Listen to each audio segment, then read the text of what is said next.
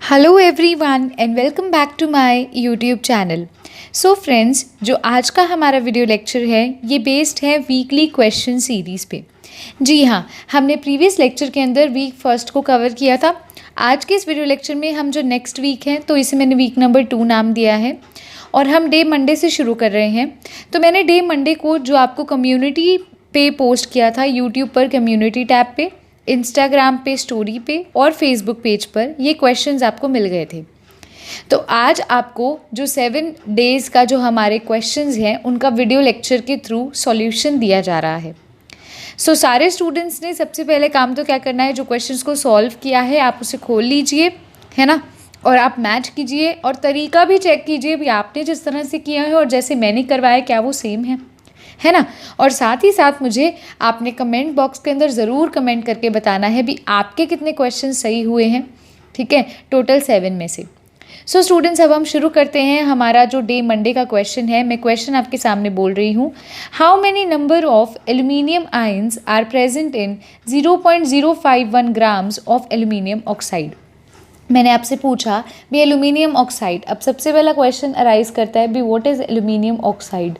तो aluminium oxide का formula होता है Al2O3। अब एल्यूमिनियम ऑक्साइड में स्टूडेंट्स ये पूछा गया है भी कितने एल्यूमिनियम आयंस प्रेजेंट हैं। तो आपको एक नॉर्मल सी चीज़ मैं बताऊं भी ये जो कंपाउंड है, अभी क्वेश्चन तो करेंगे ही लेकिन एक बेसिक सी नॉलेज जो हर स्टूडेंट को पास होनी चाहिए, ये Al2O3 बना कैसे होगा। देखो, ऑक्सीजन जो होता है स्टूडेंट्स उस पर चार्ज होता है -2 और एल्यूमिनियम पे क्या चार्ज होता है, +3 चार्ज होता है। तो इसका चार्ज इसके पैर में और इसका चार्ज इसके पैर में जाएगा, तो Al के पैर में ऑक्सीजन का चार्ज यानी कि 2 और ऑक्सीजन के पैर में एल्यूमिनियम का चार्ज यानी कि 3। तो Al2O3 कुछ इस प्रकार से बना है। और हमने मतलब हमसे उसने क्या पूछा है क्वेश्चन में, उसने पूछा है Al+3 जो एल्यूमिनियम के आयंस है, एल्यूमिनियम +3 के आयंस कितने अमाउंट में प्रेजेंट है, क्या नंबर है उनका। तो मैंने आपको बताया था जब भी ऐसा कोई क्वेश्चन आ जाए आपने क्या करना है, नंबर ऑफ़ पार्टिकल्स कैलकुलेट करने हैं। कैसे कैलकुलेट कर सकते हैं, देखिए हमारे पास नंबर ऑफ़ मोल्स के 3 फॉर्मूला होते हैं। सबसे पहला फॉर्मूला होता है given mass upon molecular mass, है ना।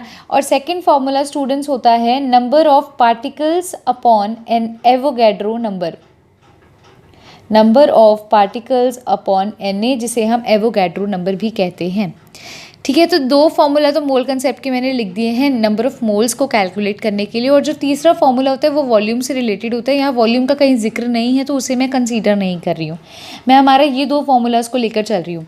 सबसे पहले फॉर्मूला में देखिए गिवन मास अपॉन मॉलिक्यूलर मास, तो हमें उसने गिवन मास दे रखा है। हम क्या कर सकते हैं, एल्यूमिनियम ऑक्साइड का मॉलिक्यूलर मास कैलकुलेट कर सकते हैं। तो हमारे पास एल्यूमिनियम ऑक्साइड के नंबर ऑफ मोल्स आ जाएंगे। उसके बाद नंबर ऑफ मोल्स के इस फॉर्मूला में लगाएंगे जहाँ पे हमने नंबर ऑफ पार्टिकल्स निकालना है, तो उसे हम Na से मल्टीप्लाई कर देंगे। जब नंबर ऑफ पार्टिकल्स हमारे पास आ जाएंगे तो हम क्या करेंगे, हम देखेंगे कि एक एल्यूमिनियम के इतने पार्टिकल्स हैं तो टोटल कितने एल्यूमिनियम है यहाँ पर 2, तो 2 के कितने होंगे, ठीक है। कंफ्यूज नहीं होना, अभी देखिए करवाती हूँ। हमने क्या करना है, सबसे पहले नंबर ऑफ मोल्स वाले फॉर्मूला से गिवन मास अपॉन मॉलिक्यूलर मास वाले फॉर्मूला में क्या करना है, गिवन मास डालना है, कितना दे रखा है 0.051 दे रखा है, अपॉन स्टूडेंट्स मॉलिक्यूलर मास। तो मॉलिक्यूलर मास Al2O3 का कैसे कैलकुलेट करेंगे, 2 इंटू एल्यूमिनियम का मास, एल्यूमिनियम का कितना मास होता है स्टूडेंट्स 27 प्लस 3 इंटू ऑक्सीजन का मास, तो ऑक्सीजन का कितना होता है 16। तो जब आप इसे सॉल्व करोगे आ जाएगा 102, कितना आ जाएगा ये 102 आ जाएगा। तो आपने क्या करना है, यहाँ पर मॉलिक्यूलर मास इसका क्या पुट कर देना है 102 पुट कर देना है स्टूडेंट्स। तो जब आप इसे डिवाइड करोगे आपके पास आंसर आएगा 0.0005 मोल्स। क्या आंसर आ गया, 0.0005 मोल्स आपके पास आंसर आ जाएगा स्टूडेंट्स। मैं इसको थोड़ा मोटा करके लिख देती हूँ सो दैट आपको क्लियरली विजिबल हो, ये पॉइंट है हमारे पास, ठीक है। तो 0.005 मोल्स हमारे पास क्या आ गया, नंबर ऑफ मोल्स आ गए। अब हम नंबर ऑफ मोल्स का सेकंड फॉर्मूला लगाएंगे जहाँ पर हमें नंबर ऑफ पार्टिकल्स और Na दिया होता है। तो number of moles is equals to, हमने क्या करना है, number of particles upon Avogadro number. Avogadro number की वैल्यू क्या होती है 6.022 इंटू 10 की पावर 23, यही होती है। तो अब हमने नंबर ऑफ़ पार्टिकल्स निकालना है। नंबर ऑफ़ मोल्स हमने यहाँ से निकाल लिए हैं, वो है 0.0005। इसे क्रॉस मल्टीप्लाई करेंगे तो एवोगाड्रो नंबर उससे मल्टीप्लाई हो जाएगा। तो यहाँ से हमारे पास नंबर ऑफ़ पार्टिकल्स आ जाएंगे। नंबर ऑफ़ आयन्स निकालने हैं तो नंबर ऑफ़ पार्टिकल्स की जगह मैं नंबर ऑफ़ आयन्स लिखूँगी। अब ये क्या आ गया, 0.0005 इंटू 6.022 इंटू 10⁻23। क्लियर है स्टूडेंट्स। अब एक और चीज़ देखिए, यहाँ पर एल्यूमिनियम के कितने, ये एक के लिए है, यहाँ एल्यूमिनियम के 2 हमें दे रखे हैं एटम, तो 2 के लिए कितने हो जाएंगे, 2 इंटू सारे को मल्टीप्लाई कर दो, 0.0005 इंटू 6.022 इंटू 10⁻23।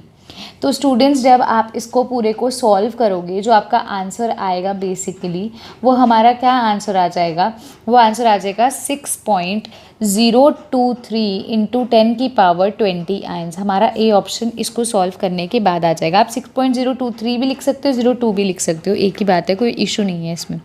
तो आपका आंसर आ जाएगा 6.023 इंटू 10⁻20 आयन्स। अब मैं आपको बताती हूँ फिर से भी मैंने क्या क्या किया है इसके अंदर।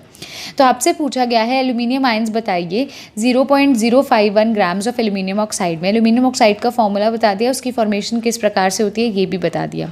अब उसने हमसे पूछा है भी आपने टोटल नंबर ऑफ आयन्स बताने, मतलब नंबर ऑफ पार्टिकल्स। आपको याद होगा टोटल नंबर ऑफ एटम्स के केस में भी हम यही करते थे, भी जितने एटम्स होते थे लास्ट में नंबर ऑफ मॉलिक्यूल्स निकाल के उससे मल्टीप्लाई कर दो। तो नंबर ऑफ आयन्स में भी सेम है, पहले नंबर ऑफ क्या निकाल दो, मॉलिक्यूल्स निकाल दो, फिर उसे किससे मल्टीप्लाई कर दो, जितने एटम्स हैं। तो यहाँ एल्यूमिनियम के 2 हैं, क्योंकि उसने सिर्फ एल्यूमिनियम के आयन्स का पूछा है, तो हम उसे 2 से मल्टीप्लाई कर देंगे। तो जब इसे सारे को सॉल्व करेंगे हमारा आंसर आ जाएगा 6.023 इंटू 10⁻20 आयन्स। क्लियर है स्टूडेंट्स। आपने वीडियो को पॉज करके इस क्वेश्चन को क्या करना है, अब अच्छे से नोट करना है। अब हम चलते हैं हमारे डे, जो हमारा नेक्स्ट है ट्यूसडे, और उसका क्वेश्चन रीड करते हैं। तो आइए देखते हैं डे जो ट्यूसडे है उसका क्या क्वेश्चन है।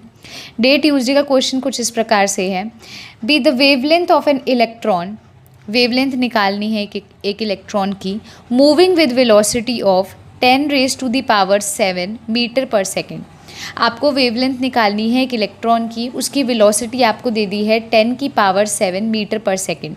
ऑप्शंस आपको दिए हैं 7.27 इंटू 10⁻⁻11 मीटर, ऑप्शन बी दिया है 3.55 इंटू 10⁻⁻11 मीटर, ऑप्शन सी आपको दिया है 8.25 इंटू 10⁻⁻4 मीटर, और ऑप्शन डी दिया है 1.05 इंटू 10⁻⁻16 मीटर। तो स्टूडेंट्स वेवलेंथ कैलकुलेट हम कैसे करते थे, देखिए।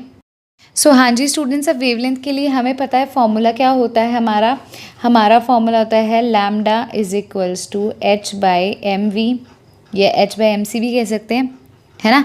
तो mv यानी कि वेलोसिटी कहेंगे,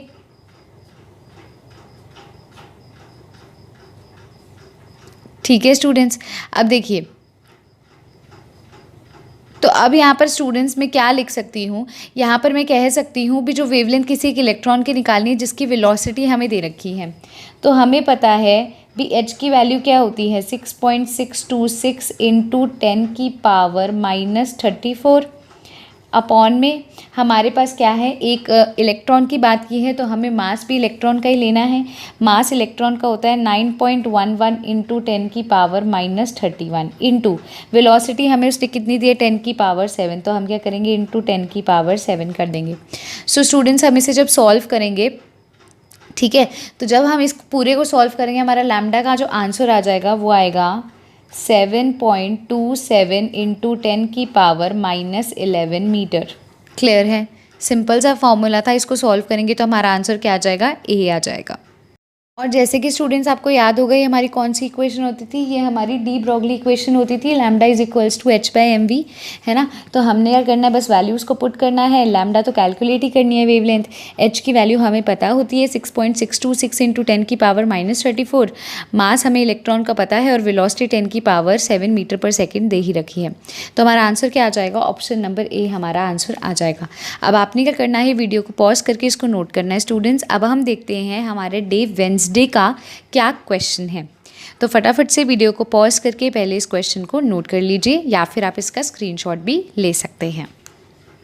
सो यस स्टूडेंट्स, अब आता है डे वेंसडे का क्वेश्चन। देखिए क्या क्वेश्चन है, अ कंपाउंड ऑफ मैग्नीशियम, एक मैग्नीशियम का कंपाउंड है, it contains 21.9% magnesium 27.8% phosphorus and 50.3% oxygen. ठीक है, मैग्नीशियम का एक कंपाउंड बनता है जिसके अंदर मैग्नीशियम की जो हमारे पास परसेंटेज कंपोजिशन है वो 21.9% है। फॉस्फोरस की जो परसेंटेज कंपोजिशन है वो 27.8% है और ऑक्सीजन की जो परसेंटेज कंपोजिशन है वो 50.3% है। वो क्या कहता है, what will be the simplest formula of the compound, जो कंपाउंड बनेगा उसका क्या फॉर्मूला हो सकता है। सो स्टूडेंट्स हम क्या करते हैं, सबसे पहले हम लिखेंगे एलिमेंट, फिर हम एक लगाते हैं और यहाँ लिखते हैं परसेंटेज कंपोजिशन लाइन, फिर एक लाइन लगाएंगे और हम यहाँ लिखेंगे उसका मास, और फिर हम निकालेंगे परसेंटेज अपॉन मास, और फिर हम निकालते हैं सिंपलेस्ट रेशो। चलो देखते हैं कैसे। एलिमेंट लिखेंगे, कौन से हैं, मैग्नीशियम, फिर कौन सा है, फॉस्फोरस, फिर कौन सा है, ऑक्सीजन। तो 3 एलिमेंट्स हमारे पास है। मैग्नीशियम की कितनी परसेंटेज दे रखी है, 21.9 दे रखी है। फॉस्फोरस की हमें कितनी दे रखी है, 27.8 दे रखी है। और ऑक्सीजन की कितनी दे रखी है, 50.3 दे रखी है। ये तो आपको सारा कुछ क्वेश्चन में गिवन ही है। अब हम इनके मास अगर स्टूडेंट्स लिखते हैं तो मैग्नीशियम का मास होता है 24, ठीक है, फॉस्फोरस का मास होता है 31 और ऑक्सीजन का होता है 16। अब हमने करना होता है नेक्स्ट स्टेप में परसेंटेज बाय मास, तो 21.9 अपॉन 24 और ये क्या आएगा 27.8 अपॉन 31 और लास्ट में ऑक्सीजन क्या क्या आएगा 50.3 अपॉन 16। क्लियर है इतना स्टूडेंट्स आपको। अब मैं आपको एक बार सिंपल दूसरे पेन से लिखती हूँ क्योंकि ज़्यादा भीड़ भड़का हो गया है यहाँ पे, है ना, फिर इजीली आपको वो क्लियरली विजिबल नहीं होगा। तो जब मैं इसको इसे डिवाइड करूँगी स्टूडेंट्स, मेरा जो आंसर आ जाएगा वो आएगा 0.91। जब मैं इसको इससे डिवाइड करूँगी मेरा आएगा 0.90 और जब मैं इसको इससे करूँगी तो मेरा आएगा 3.14 आ जाएगा। अब मैंने आपको क्या बोला था, आपने जो इनमें से सबसे छोटा है उसको सबसे डिवाइड कर दो, जो 0.90 को सबसे डिवाइड कर दो, ये भी 0.9 ही ले लो। सिंपल 0.9 को सबसे डिवाइड करोगे तो क्या होगा, ये 1, ये 1। 3.14 को 0.9 से डिवाइड करोगे तो आएगा 3.48। इतना क्लियर है स्टूडेंट्स। अब हमें, मैंने आपको बोला था कभी भी जब आंसर आए उसको डेसिमल में नहीं छोड़ना। इस स्टेप के बाद देखो क्या किया, मैंने डिवाइड कर लिया था, मेरे पास ये रेशो आ गई। अब इसमें से क्या होता था, जो सबसे स्मॉलेस्ट होता था उसको सबसे डिवाइड कर दो। तो 0.91 को 0.90 से डिवाइड किया 1 ही आ गया अप्रॉक्स, 0.90 को 0.90 से किया 1 आ गया, 3.14 को 0.90 से किया 3.48 आ गया। अब हमने क्या करना होता है, इस डेसिमल को कन्वर्ट करने के लिए इसको एक ऐसे नंबर से मल्टीप्लाई करना है भी ये नॉर्मल रेशो में आ जाए। तो हम इन सारे को 2 से मल्टीप्लाई कर देंगे। तो जब हम इन सारों को 2 से मल्टीप्लाई करेंगे ये आ जाएगा 2, ये आ जाएगा 2 और ये आ जाएगा 7। इसका मतलब क्या हुआ, Mg2 P2 और O का क्या हो जाएगा, O के पैर में आ जाएगा 7। क्या हो जाएगा, Mg2P2O7। तो कौन सा ऑप्शन हमारा करेक्ट हो जाएगा, ऑप्शन नंबर ए हमारा क्या हो जाएगा, करेक्ट हो जाएगा।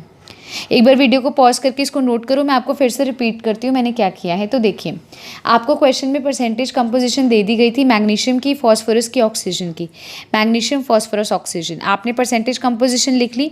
मास आपको पता है कितना होता है, मैग्नीशियम का 24, फॉस्फोरस का 31, ऑक्सीजन का 16। अब हम करेंगे परसेंटेज बाय मास, यानी कि परसेंटेज को मास से डिवाइड किया, फिर परसेंटेज को मास से, फिर परसेंटेज को मास से। तो जब 21.9 को 24 से डिवाइड किया 0.91 आ गया, इसको किया तो 0.90 आ गया और इसको किया तो 3.14 आ गया। अब इसे खुद से मतलब सबसे स्मॉलेस्ट वाले नंबर से डिवाइड करेंगे, तो जब हम डिवाइड करते हैं 113.48 आता है। अब इस डेसिमल को कन्वर्ट करने के लिए हमें इसे एक ऐसे नंबर से मल्टीप्लाई करना पड़ेगा भी ये सिंपलेस्ट रेशो में आ जाए। तो इसे हम 2 से मल्टीप्लाई कर देंगे तो ये क्या हो जाएगा 2, 2 और 7, यानी कि Mg2P2 और O7। ठीक है स्टूडेंट्स। अब हम चलते हैं, हमारा जो डे थर्सडे का क्वेश्चन है, आइए देखिए डे थर्सडे का क्या क्वेश्चन है। So yes students, day Thursday का क्वेश्चन है which atom is indicated by this electronic configuration. ऐसा कौन सा एटम है जिसकी ये क्या है, इलेक्ट्रॉनिक कन्फिग्रेशन हमें देखने को मिलती है। आपके पास यहाँ पे क्या लिखा है, neon bracket start 3s2 3p3। क्या दे रखा है, neon bracket start 3s2 3p3। So students, ये तो सिंपल सा ही है, आपको मैंने बता रखा है इलेक्ट्रॉनिक कन्फिग्रेशन लिखने का तरीका। तो नाइट्रोजन, क्लोरीन, फॉस्फोरस और सल्फर, एक तो स्मॉलेस्ट तरीका क्या है, इनके लास्ट वाले के इलेक्ट्रॉन्स काउंट कर लो। सबसे ईजीएस्ट तरीका क्या है, 3s2 3p3 का मतलब क्या हुआ, अभी 5 इलेक्ट्रॉन्स हैं आउटरमोस्ट शेल में।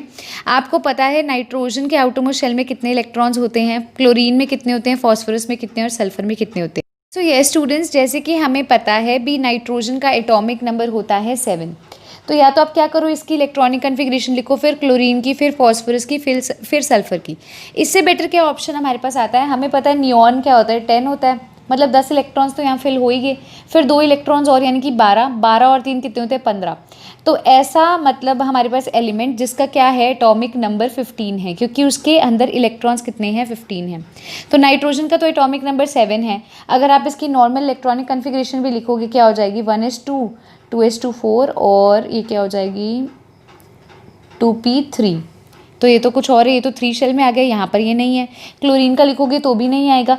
फॉस्फोरस का स्टूडेंट्स होता है एटॉमिक नंबर 15। तो फॉस्फोरस की जब हम इलेक्ट्रॉनिक कन्फिग्रेशन लिखते हैं क्या आता है 1s2 2s2 2p6 3s2 और 3p3। देखो 2 2 4 4 और 6 कितने होते हैं 10, यानी कि हम इसे ऐसे भी लिख सकते हैं। और बाद में क्या आता है 3s2 3p3। तो इसका आंसर क्या हो जाएगा, आंसर नंबर सी हो जाएगा। क्लियर है स्टूडेंट्स, या तो सीधा एटॉमिक नंबर देखो और यहाँ पे इलेक्ट्रॉन्स काउंट कर लो, या फिर ऑप्शन वाइज इन सब की लिखती रहो इलेक्ट्रॉनिक कन्फिग्रेशन। जो आपको कंफर्टेबल है वो मेथड अपना सकते हैं। वीडियो को पॉज करके आप इसका स्क्रीनशॉट ले सकते हैं, इसे नोट भी कर सकते हैं। अब हम देखते हैं डे फ्राइडे का क्वेश्चन। तो ये स्टूडेंट्स अब क्वेश्चन आता है डे फ्राइडे का। देखिए क्या है question. According to Bohr's theory के अकॉर्डिंगली, ये वहाँ पर मतलब जब कम्युनिटी पे मैंने पोस्ट किया तो यहाँ बोर्ड्स गलती से लिखा गया था, मैंने पिन भी किया था, लेकिन आप करेक्ट कर लीजिएगा अगर किसी स्टूडेंट को प्रॉब्लम हुई है तो। According to Bohr's theory the angular momentum of an electron in the 5th orbit is, आपसे पूछा गया है एंगुलर मोमेंटम बताना है 5th ऑर्बिट में। तो आपको फॉर्मूला पता है इसका क्या होता है, mvr is equals to NH/2π। ये फॉर्मूला होता है, मैं आपको डेरिवेशन भी करवा चुकी हूँ, है ना। तो इसमें उसने हमसे क्या पूछा है, उसने हमसे पूछा है 5th ऑर्बिट का बताना है, यानी कि n की वैल्यू उसने हमें क्या दे दी है 5 दे दी है स्टूडेंट्स, है ना। तो सिंपल सा तरीका है, हम क्या करेंगे n की वैल्यू अगर 5 पुट करेंगे तो क्या आ जाएगा 5h/2π हमारे पास आ जाएगा। तो 2 और 5 को अगर मैं डिवाइड करूँगी तो क्या आएगा 2.5h/π। क्लियर है स्टूडेंट्स। अब आप ऑप्शन देखिए, पहला ऑप्शन है 10h/π, बी ऑप्शन है 25h/π, सी ऑप्शन है 1.5h/π और डी है 2.5h/π। तो कई स्टूडेंट्स ने इसका आंसर 25 किया है, तो उनका गलत है, इसका आंसर है 2.5, क्योंकि 5 को 2 से डिवाइड किया गया है, इस वजह से 2.5 हमारे पास आ जाएगा। ठीक है, तो सिंपल सा था, mvr is equals to NH/2π। तो आप इसे नोट कर सकते हैं स्टूडेंट्स। अब हम चलते हैं डे सैटरडे के क्वेश्चन पर। तो देखिए डे सैटरडे का क्या क्वेश्चन है, वो कहता है what is the electronic configuration of O2 negative ion. आपसे पूछा गया है ऑक्सीजन -2 आयन की क्या इलेक्ट्रॉनिक कन्फिग्रेशन है स्टूडेंट्स। सो अगर मैं आपसे नॉर्मल बात करूँ, ऑक्सीजन का जो हमारा एटॉमिक नंबर होता है वो होता है 8, इतना तो क्लियर है ना। अब O2 नेगेटिव का मतलब क्या है, देखो जब 8 का मतलब ऑक्सीजन का O8 का मतलब क्या है, एटॉमिक नंबर 8 है, मतलब उसके अंदर 8 इलेक्ट्रॉन्स है, मानते हो, है ना। अगर ऊपर नेगेटिव चार्ज है स्टूडेंट्स, तो मैंने क्या बोला था, आपने ऐड कर देना उसके अंदर। अगर ऊपर पॉजिटिव होगा तो माइनस करना है, नेगेटिव है तो ऐड कर देना, ऑपोजिट करना है। तो कितने इलेक्ट्रॉन्स हो गए टोटल, 10 इलेक्ट्रॉन्स हो गए। किस केस के लिए हो गए ये, O2 नेगेटिव। मतलब O2 नेगेटिव में कितने इलेक्ट्रॉन्स हैं, 10 इलेक्ट्रॉन्स हैं। अब इलेक्ट्रॉनिक कन्फिग्रेशन लिखेंगे, क्या आएगी 1s2 2s2 2p6। देखो 2 2 4 4 और 6 कितने होते हैं 10। तो ऑप्शन चेक करते हैं, पहला ऑप्शन है 1s2 2s2 2p6, तो पहला ऑप्शन ही हमारा क्या हो जाएगा, करेक्ट हो जाएगा। दोबारा देखिए, हमें O2 आयन दे रखा है, सिंपल ऑक्सीजन का एटॉमिक नंबर 8 होता है, तो हम कैसे लिखते थे, मतलब 8 इलेक्ट्रॉन्स है, इसका मतलब ये हुआ ना एटॉमिक नंबर दे रखा है। तो देखिए 8 इलेक्ट्रॉन्स है, लेकिन O2 नेगेटिव मतलब 2 इलेक्ट्रॉन्स और ऐड होंगे इसके अंदर, है ना। अगर यहाँ O2 प्लस होता तो माइनस होंगे, बिल्कुल ऑपोजिट साइन करना होता है हर बार। अब नेगेटिव है तो ऐड कर दो, तो कितने इलेक्ट्रॉन्स आ गए 10 इलेक्ट्रॉन्स आ गए। तो 10 इलेक्ट्रॉन्स को जब हम फिल करेंगे तो हमारा आंसर आ जाएगा 1s2 2s2 2p6। तो स्टूडेंट्स वीडियो को पॉज करके इसको नोट करोगे। अब हम करने लगे हैं हमारा लास्ट क्वेश्चन, डे संडे का क्वेश्चन। सो ये स्टूडेंट्स, अब जो हमारा क्वेश्चन आता है ये आता है संडे का क्वेश्चन। देखिए क्या क्वेश्चन है, an electron can enter into the orbital when. सबसे ईजीएस्ट क्वेश्चन है ये, आपको रूल में भी मैंने समझाया था N+L रूल क्या होता है। तो वो कहता है एक इलेक्ट्रॉन कब एंटर करेगा, मतलब किस ऑर्बिटल में एंटर करेगा, ये क्या डिसाइड करती है, कौन सी वैल्यूज़ डिसाइड करती है। तो पहला है वैल्यू ऑफ n जब मिनिमम है तो वहाँ एंटर करेगा, सेकंड ऑप्शन है value of l is minimum, वहाँ पहले एंटर करेगा, या फिर value of n plus l is minimum, ये फॉलो रूल करके एंटर करेगा, या फिर value of n plus m is minimum. तो स्टूडेंट्स आपको मैं बता ही चुकी हूँ एन प्लस एल रूल के अकॉर्डिंगली एन प्लस एल की वैल्यू जिसकी मिनिमम होगी सबसे पहले इलेक्ट्रॉन कहाँ एंटर करेगा, वहाँ पर एंटर करेगा। तो हमारा ऑप्शन नंबर सी क्या हो जाएगा, करेक्ट हो जाएगा, यानी कि value of n plus l is minimum. तो वीडियो को पॉज करके स्टूडेंट्स इसको नोट करेंगे। हाँ जी स्टूडेंट्स, तो यहीं पर जो हमारा आज का वीडियो लेक्चर है ये फिनिश होता है। आज के इस वीडियो लेक्चर के अंदर हमने वीकली क्वेश्चन सीरीज़ का वीक नंबर 2 कंप्लीट किया है। अगर आज के वीडियो लेक्चर में आपके 7 में से 7 क्वेश्चंस करेक्ट हैं तो कमेंट बॉक्स के अंदर ज़रूर कमेंट कीजिएगा भी आपके कितने क्वेश्चंस करेक्ट हैं। अगर कम भी करेक्ट है, चाहे 1 क्वेश्चन सही है, 2 सही है, 3 सही है, तो आपने कमेंट बॉक्स में ज़रूर लिखना भी मैम मेरे इस टाइम तो इतने सही हैं लेकिन नेक्स्ट वीक वाले क्वेश्चन सीरीज़ में मेरे कोशिश करूँगी या करूँगा भी पूरे के पूरे 7 क्वेश्चंस करेक्ट हों, ताकि आपका एक रिकॉर्ड रहेगा भी अब मैंने प्रूव करना है, अब मैंने टाइप कर दिया कमेंट बॉक्स में तो मैम को पता चल गया है और अब नेक्स्ट टाइम मैंने ये लिखना है भी हाँ मेरे सारे करेक्ट हैं। और जिसके करेक्ट होंगे उसको बहुत बहुत कॉन्ग्रेचुलेशंस। और स्टूडेंट्स आप चैनल को सब्सक्राइब भी कर सकते हैं अगर किसी ने चैनल को सब्सक्राइब नहीं किया है तो। मेरे चैनल का नाम है शौर्या ग्रोवर और उसके साथ आपको बेल आइकन देखने को मिलेगी। बेल आइकन को प्रेस करने से क्या होगा, नेक्स्ट वीडियो डल चुकी है ये नोटिफिकेशन आपकी स्क्रीन पर खुद ब खुद आ जाएगी, तो आप बेल आइकन को भी प्रेस कर सकते हैं। Thanks a lot dear students.